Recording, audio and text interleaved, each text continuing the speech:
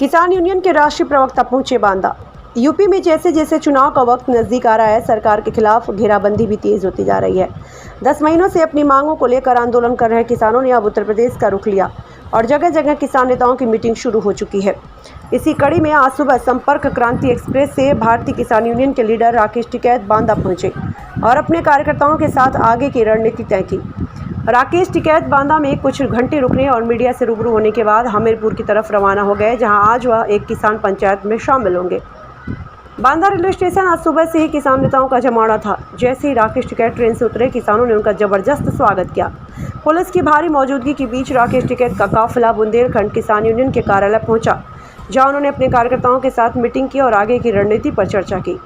राकेश टिकैत की आमद को देखते हुए भारी तादाद में पुलिस बल की तैनाती की गई। मीडिया से बातचीत करते हुए राकेश टिकैत ने बुंदेलखंड को बेहद बदहाल बताते हुए कहा कि अन्न प्रथा, सूखे की समस्या, उपज बाजार न होने की समस्या के साथ ही पानी की कमी को मुख्य मुद्दा बताते हुए बुंदेलखंड की लड़ाई लड़ने का संकल्प लिया। क्षेत्र में एमएसपी के मुताबिक किसानों के उपज खरीद न किए जाने पर भी राकेश टिकैत ने सरकार को घेरा और एमएसपी गारंटी समेत 3 कृषि बिल को वापस लिए जाने तक आंदोलन जारी रखने की बात कही। कुछ दिन पहले जय श्री राम और अल्लाह अकबर के नारे को लेकर गरमाई सियासत पर उन्होंने अपनी आपत्ति दर्ज कराई। राकेश टिकैत का कहना था कि हम रघुवंशी हैं और राम राम श्री राम बोलते हैं, भाजपाई जय श्री राम बोलते हैं और किसानों के मंच से कौन से नारे लगेंगे, इसकी इजाज़त उन्हें संविधान देता है। बाकी सरकारों को इस मामले से बाज आना चाहिए। युवाओं को बेरोजगारी, किसानों की बदहाली, किसानों की आत्महत्या और पलायन को लेकर उन्होंने सभी सरकारों पर सवाल उठाए। 2022 में चुनाव के सवाल पर उन्होंने कहा, भारतीय किसान यूनियन गैर राजनीतिक दल है और चुनाव में ना हिस्सा लेगा, ना किसी को सपोर्ट करेगा। रिजवान खान, बांदा की रिपोर्ट। लगातार सोशल मीडिया में आपको लेकर के लोग टारगेट कर रहे हैं, तरह तरह के आरोप लगा रहे हैं, इस पर क्या प्रतिक्रिया देना चाहेंगे? देखो, इनका एक आईटी सेल है, वो ये काम करता है। हमने भी अपने लोगों को कहा, जो बच्चे हैं, मगर भाई हम आमने सामने की जो संघर्ष था उसमें तो हम इनसे जीत रहे हैं, लेकिन जो ये मोबाइल वाला जो सिस्टम है ना, इसमें हम कच्चे हैं, ये इसमें हमको हरा लेते हैं। ठीक है, तो अपने जो नौजवान हैं इनको कहा भाई इनका मुकाबला इसी से करो, ट्विटर से करो इनका मुकाबला। ट्रैक्टर से हमारा नौजवान इनका मुकाबला करता है और टैंक से हम मुकाबला करते हैं बाहरी शक्तियों का। लेकिन जो ये मकड़ जाल है मोबाइल वाला, ये हमारी समझ से भी बाहर है।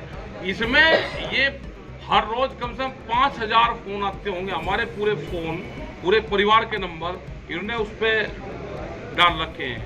सब हमको गाली देते हैं, सब हमको करते हैं, हमने अपने बंद कर रखे हैं नंबर। समाजवादी पार्टी में खासा उत्साह दिख रहा है आपके आगमन से। भाई पता नहीं भाई किसके घर में कोई ईद मनावे, उनका उत्साह ईद को हो, कोई दिवाली मनावे, उनका दिवाली को हो। भाई किसके उत्साह कब मन रहा तो भाई उसकी अब अपनी सोच है। 22 में गठबंधन तो नहीं करेंगे? उत्साह तो मनाना चाहिए। अगर कोई आदमी खुशी होता हो किसी चीज से तो उसको तो खुश रहना चाहिए। 2022 में गठबंधन के चांसेस हैं क्या? हमें क्या पता भाई गठबंधन किसका, गठबंधन कौन गठबंधन करेगा। बुंदेलखंड में प्रोग्राम है। बुंदेलखंड की हालात पूरे देश से ज़्यादा स्थिति खराब बुंदेलखंड के किसानों की है, यहाँ के नौजवान की है, यहाँ का जो दुकानदार है उसकी हालात खराब है। एमएसपी पे खरीद यहाँ पे नहीं होती। यहाँ पे एक किस्म से ऑर्गेनिक फसलें पैदा होती है ज़्यादातर। अगर हम उसकी मार्केट तलाश करें और भारत सरकार और स्टेट गवर्नमेंट उस पर काम करें तो बुंदेलखंड के किसानों को बहुत फ़ायदा यहाँ पे हो जाएगा। जो दिल्ली में आंदोलन चल रहा है वो आंदोलन इसलिए चला हुआ है कि एमएसपी पे गारंटी कानून बने, 3 कानून वापसी हो, उसका लाभ यहाँ पे नहीं है। यहाँ पे सस्ते में दालें, धान, गेहूँ खरीदा जाता है और एमएसपी पे बड़ा व्यापारी उसको बेचता है। यहाँ से उत्तर प्रदेश के कुछ क्षेत्र में, हरियाणा और पंजाब के अंदर, तो यहाँ का लाभ नहीं मिल रहा। अन्ना प्रथा एक बड़ी भयंकर यहाँ पे बीमारी है किस्म से, वो फसलों को नष्ट करते हैं। जो आवारा पशु हैं उस पर सरकारों का कोई ध्यान नहीं है। नहरों में पानी कम आता है, इसीलिए किसान कर्जे में है, वो आत्महत्या कर रहा है। यहाँ से हजारों नौजवान हर रोज गाड़ियों से दिल्ली और बड़े शहरों में जाते हैं नौकरी की तलाश में। ये आप जाकर देख सकते हैं कि जब दिल्ली में गाड़ी आ जाती है तो उसमें बहुत से नौजवान यहाँ से बुंदेलखंड से जाते हैं। तो बुंदेलखंड को जब लाभ होगा जब उसको फसलों के दाम मिलेंगे, उसको रोजगार मिलेगा। यहाँ पे कताई मिल है वे पूर्ण रूप से बंद है। यहाँ पे जो खनन का बड़ा काम यहाँ पे है, जो संपदा है, जो खनिज संपदा यहाँ पे है, उसका बहुत भाग बाहर जाता है, वो यहाँ पे लगना चाहिए। इस तरह की गवर्नमेंट पॉलिसी बनाए कि उसका पूर्ण रूप से जो लाभ है वो यहाँ के किसानों को, आम जनता को, यहाँ के पब्लिक को उसका लाभ मिले, यहाँ पर रोजगार के साधन उपलब्ध हो। आगामी 2022 के चुनाव को आप कैसे देखते हैं? चुनाव में तो जब आचार संहिता लग जाएगी, जब चुनाव की बात कर लेंगे। चुनाव में हालात खराब है पूरे देश भर की, चुनाव का मुद्दे भी रहेंगे। और आज भी हमने ये कहा कि भारत सरकार ने ये कहा है, देश के प्रधानमंत्री ने, कि 2022 में आमदनी दुगनी होगी किसान की। तो हम इंतजार कर रहे हैं कि 1 जनवरी से बिकने वाली हमारी फसल वो दुगने रेट पे बिकेगी।